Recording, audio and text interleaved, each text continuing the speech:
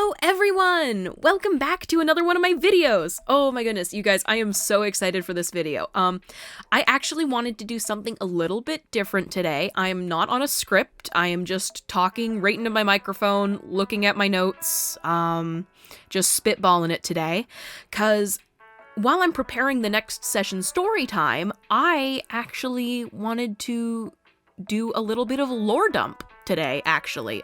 Dop lore revealed today. So, I actually wanted to talk about something I've been working really, really hard on lately that I'm actually super, super proud of. So today I'm actually going to be talking about, some of the holidays from the outer planes. Yeah. Let's do this thing. So, I suppose it only makes sense to explain how a year works in the outer planes. And by the outer planes, I mean specifically the one plane that Dop, the character, comes from, which is a sort of isolated edge of the universe sort of thing. I'm not completely sure how it works because a lot of that is left up to my DM's discretion, but what I know is that she's completely disconnected from the prime material, the inner planes, where everything in this story has been going on. So she's far away from home, but back home, things work a little bit differently. For the sake of easiness and easily divisible numbers, we decided that we would make the year system function on 360 days instead of 365 days, with leap years and things like that. But so there are 360 constant days in a year, and there are 8 months developed around the 4 seasons, because Dop's society actually did originate from the inner planes. How they got to the outer planes is an entire nother story, but so they were very well accustomed with interplanar seasons, so to speak. Since centaurs are actually in this homebrew world, I can't speak for actual Dungeons and Dragons, I can't speak for any role-playing game, but in this homebrew, centaurs were actually at one point Fey creatures that left the Feywilds, and after being on the prime material for long enough and out of that high magic-rich Feywilds, they kind of turned into mortal creatures of their own. So, being mortal creatures of the prime material, Dop's society very in tune with nature, and being descended from Fae, even more in tune with nature. So the seasons are kind of a big deal for them. So that's what I decided to base their months around. And I decided to name their months, very unoriginally, actually. I was so proud of it in the moment when I thought of it, but then I realized I kind of just ripped it from an album I really like by the Oh Hellos, The Names of the Four Winds. I'm like, oh my goodness, what if spring was called Zephyrus, like one of the four winds? Oh my goodness. Anyways, I thought I was being so creative, but in actuality, I'm sure it's been done many, many times over. And how they know the words, I'm actually not sure. Probably in canon, they are just words that they came up with for it, or maybe it's the Sylvan word for each season, and they just rolled with that.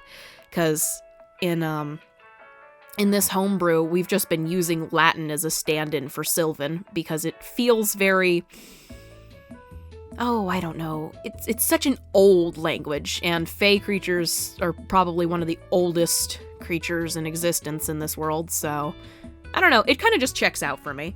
So anyways, regardless of how they know the words Zephyrus and Eurus and Notos and things like that, that's how I named their seasons. And there are 2 months per each season. Now, these seasons are not actually divided equally. They're actually divided in accordance to, things like when the first flower blooms, that's when spring starts, and when it gets really, really hot, that's when summer starts. I'm not exactly sure where the cutoffs are, but they've divided it in such a way that it goes accordingly to the seasons. Now, this means that their months are incredibly uneven because their seasons on this plane are uneven. The transitional periods are actually significantly longer than what we would consider to be the long months. So it feels like winter lasts forever, at least where I am. But here, winter is only like, whatever 18 times 2 is, because they only have 2 months of winter and they're 18 days each. So, and that goes the same for summer too, even though it feels like summer lasts forever here too, with it constantly being on fire, literally on fire. The smoke is so bad you don't even know. But where Dop comes from, Dop the character, it is spring that is one of the longest months. Spring and fall are the longest months by far, and they have 2 months per spring, per fall, with 72 days per month. So that's a lot of spring, and that's a lot of fall. And that's basically how their seasons work, and their months work. And, oh my goodness, I don't even know where to go from here. I suppose I should probably tell you guys what the names of the months are. I actually named them as a derivative from the names of the seasons. So you've got like Zephyrus for spring, Nodos for summer, Euros for fall, and then Boreas for winter. You know, the names of the 4 winds. Whoop-de-doo. It's very creative. But I used the Latin word for hello and goodbye for each season as they are the introduction, each month as they are the introduction and exit of each season. So we've got Zephysalve, Zephivale, Notosalve, Notovale, Eurosalve, Eurovale, and Borisalve, Borivale. They sound so similar, so I'm sure it's very confusing. I know my DM is confused, but at this point I've got it kind of memorized, so I'm pretty happy with it. I think it sounds cool. I think it looks cool. I've got an entire calendar made with like lunar phases. I've also decided that the lunar phases are the same every year just to keep it simple. But yeah, let's get into the meat of things, actually, because what I'm most excited to talk about is the holidays I've come up with and the traditions. Yay!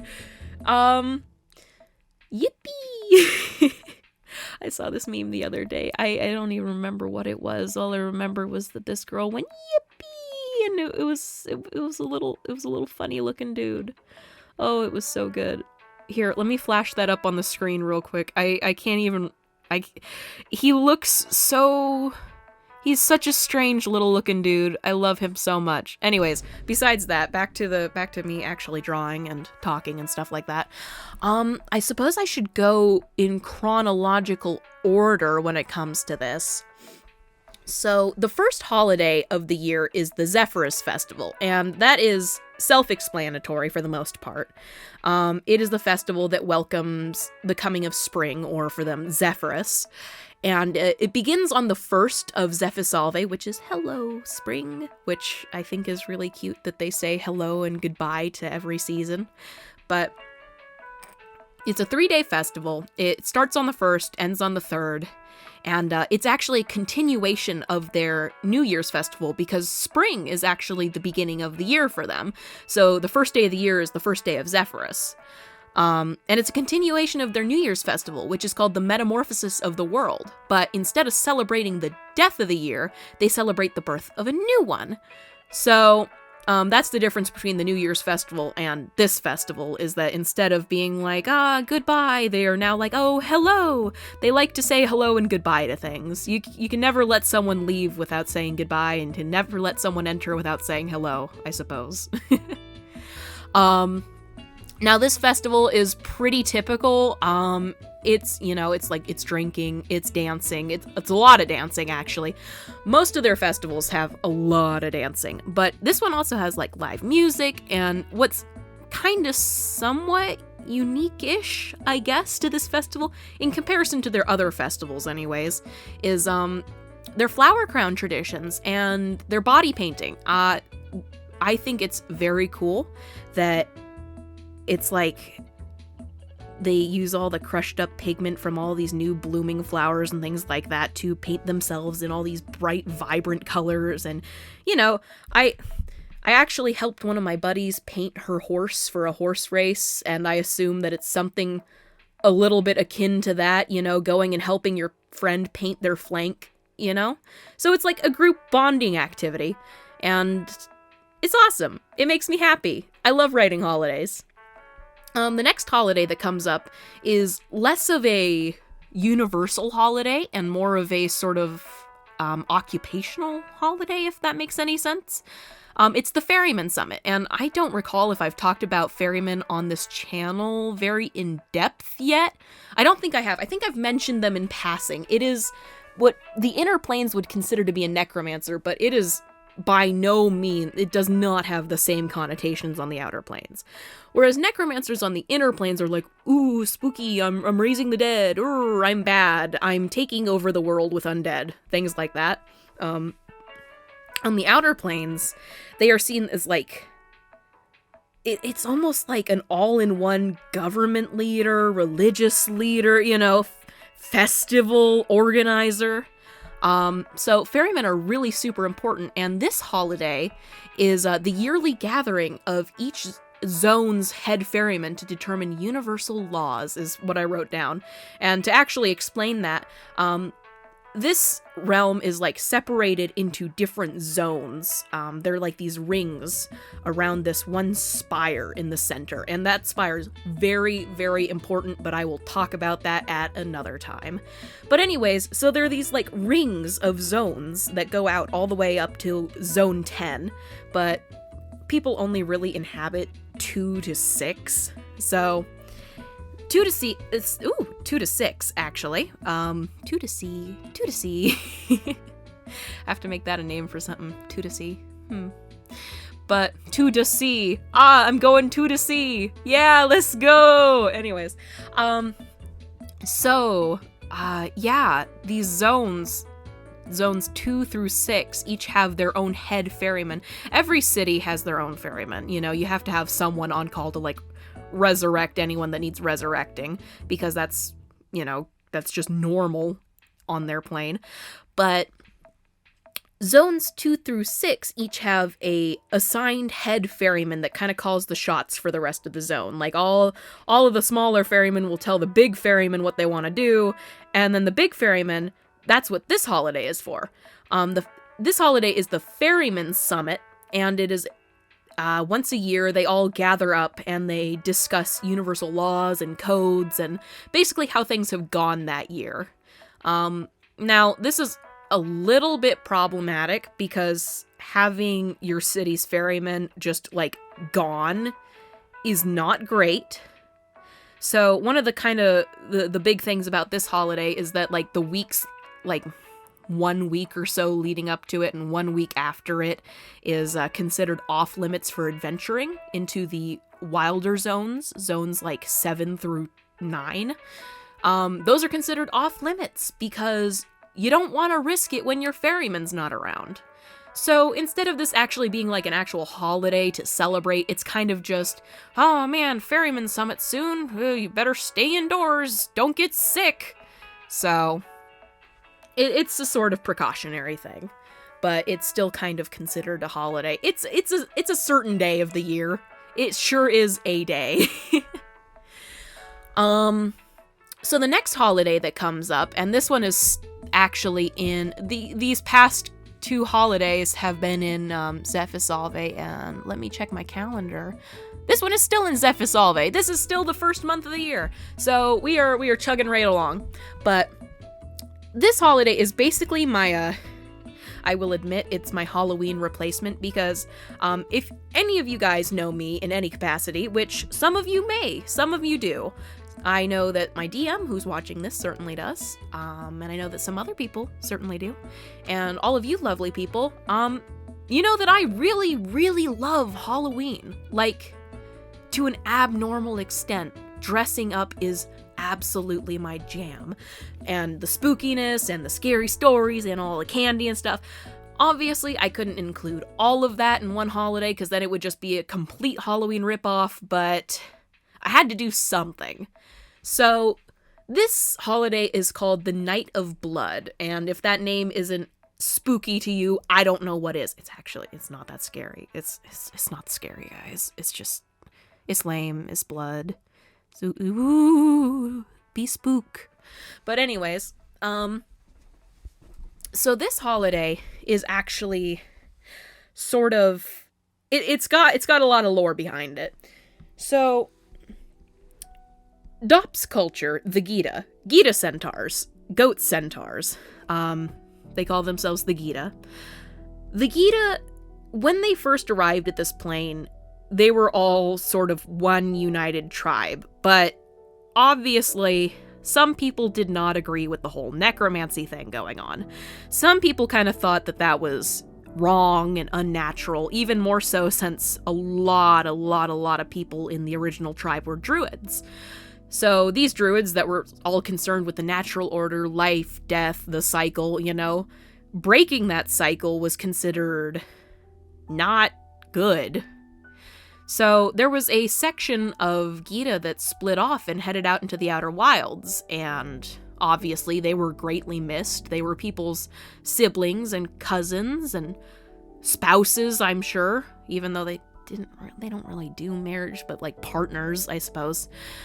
So they left, and for a good while, nobody really heard anything from them, and the Gita just kept moving right along, building their new society in this strange new plane. But eventually, on the night of the first blood moon of the second moon, there was an attack. The Lost is what they call them, because they have been lost. They have lost their way, so to speak. It is what could be considered the Gita's only war. And it was a coordinated assault on the Gita to try and drive them out so that the Lost could take their place in the safer inner zones instead. But obviously it didn't work because the Gita are still there, and they drove them back into the forest, unfortunately, for everyone involved. It didn't start off as a celebration. In fact, it started off as sort of a memorial of the day that the worst thing happened. And some of the older Gita still don't really celebrate because they grasp the solemnness of the day, But younger Gita that aren't as connected to this incident, Gita that, the more the generations go on, the more this turns into sort of like a festival. And with the younger Gita, it's mostly just a day full of like sparring and painting yourself.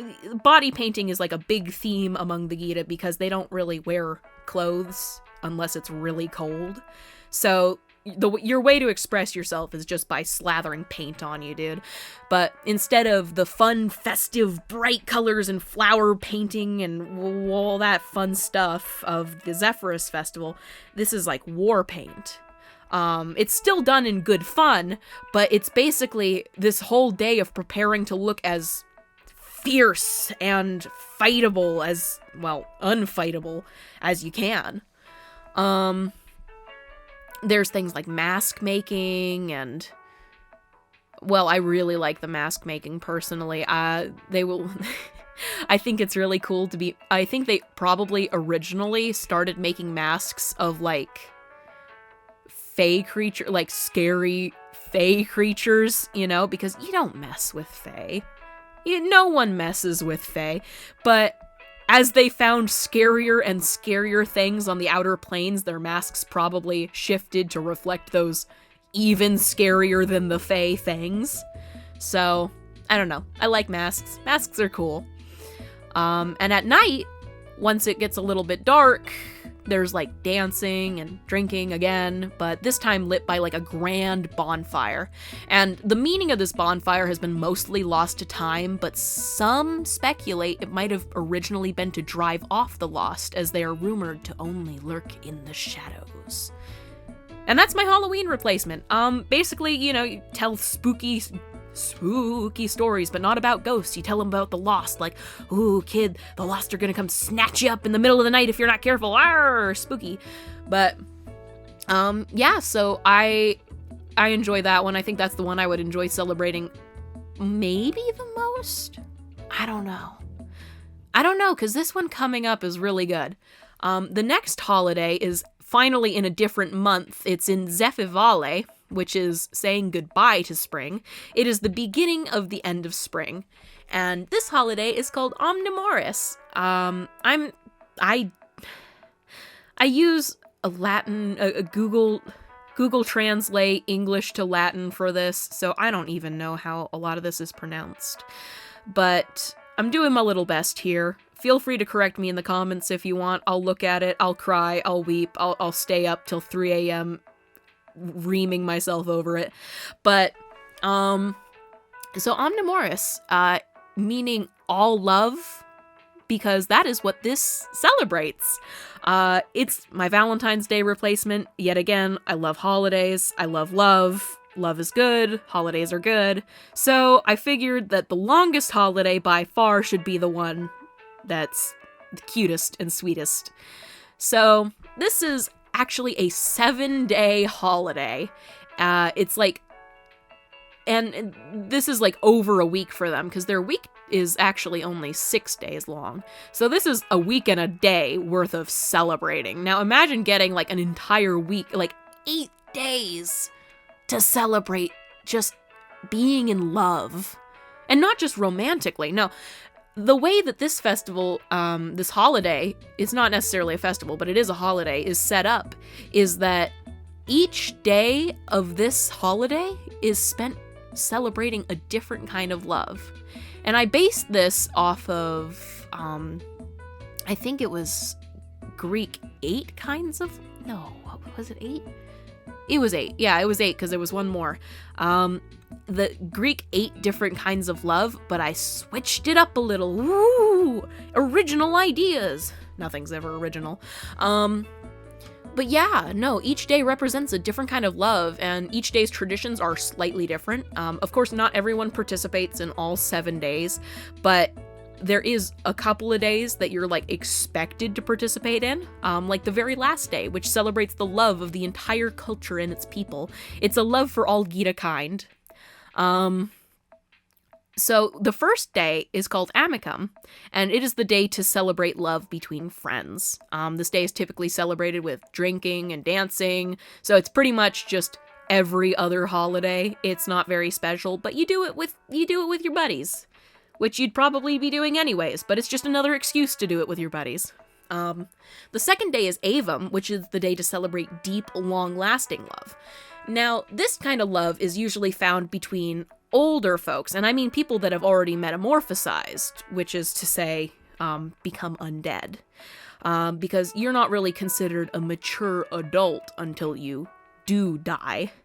So this sort of love is a very... It's something that's cultivated over the course of a lifetime, and then some. So, people usually celebrate this day with, like, poems and songs and heartfelt handmade gifts, like little trinket boxes and flower crowns and just things from the heart, things that you make out of the goodness of your heart, out of love for someone that has been there for you since God knows how long. So the next day is Datum, which is the day to celebrate the love you were born into. And this is probably the closest with familial love. It can be friends too, like childhood friends, but it's usually familial. And it's celebrated at home with a feast, each dish prepared by a different member of the family, so you're all contributing to one grand thing together. A big old family feast. Ah, I wish. The next day is called Electum, which is the day to celebrate the love that you choose. So in contrast with the last day, the love that you were born into, this is your found family, essentially. Whoever you choose to be your main social group. So it's more traditional, with like most things like school and many shops being closed to allow for as many people to celebrate as possible. But the scope of this celebration is super broad. Like, you celebrate with whoever you've chosen to be in your life, whether it's like romantic or friends or found family.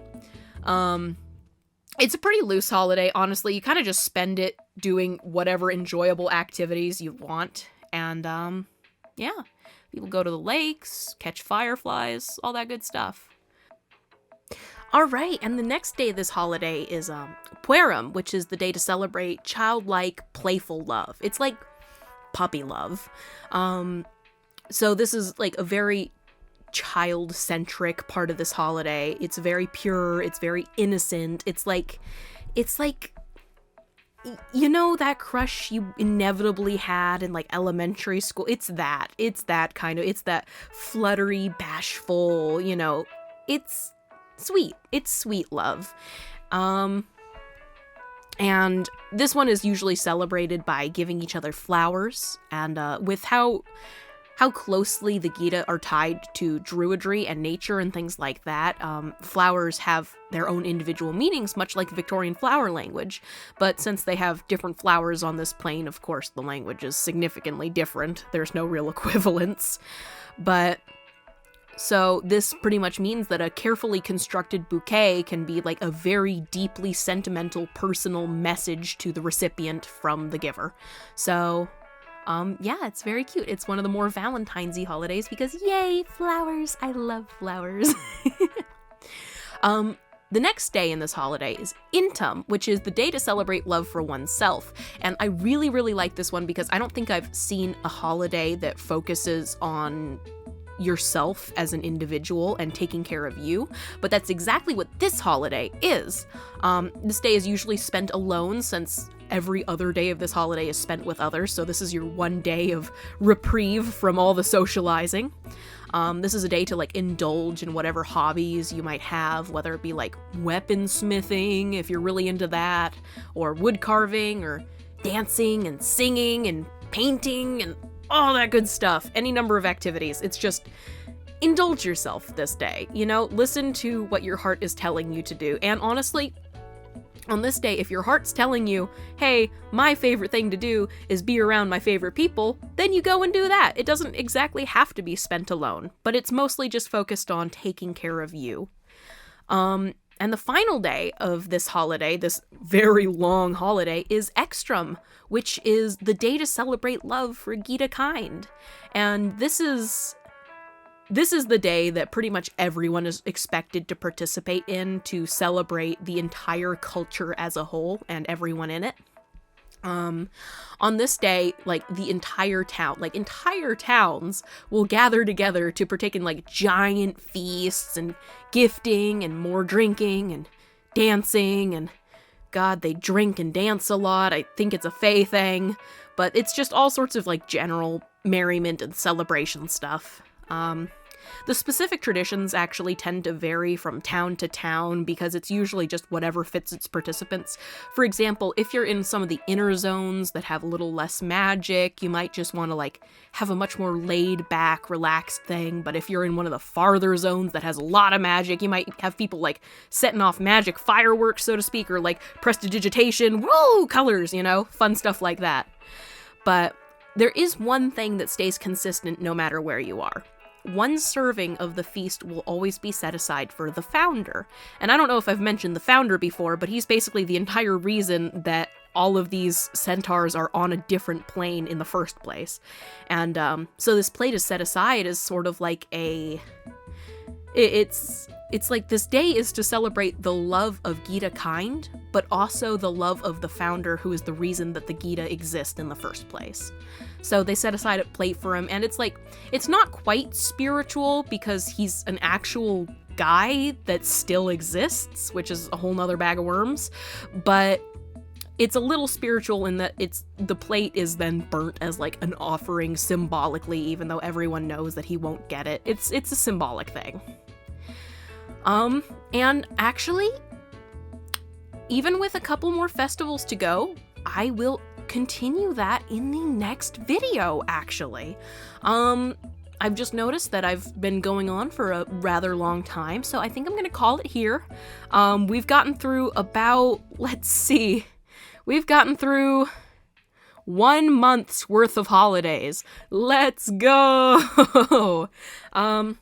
We've still got the Nodos holidays to cover, the Euros holidays, and the Boreas holidays to cover, but I will take care of that next time. Thank you so much for sticking around this long. I really, really appreciate it. If you liked this, let me know in the comments. I'm pretty nervous about uploading this one because I've never really just spitballed like this before. But if you like how I sound off script, let me know. If you hate how I sound off script, let me know. I'll make a new script. I'll actually follow it. So, yeah, that's it. Have a great night, everyone, or day, or whatever time it is for you. If you liked it, leave a comment, like, subscribe, hit the bell, I don't know. Yeah. Make sure you take care of yourselves, guys. I care about you. Have a great day, and I'll see y'all next time. Bye!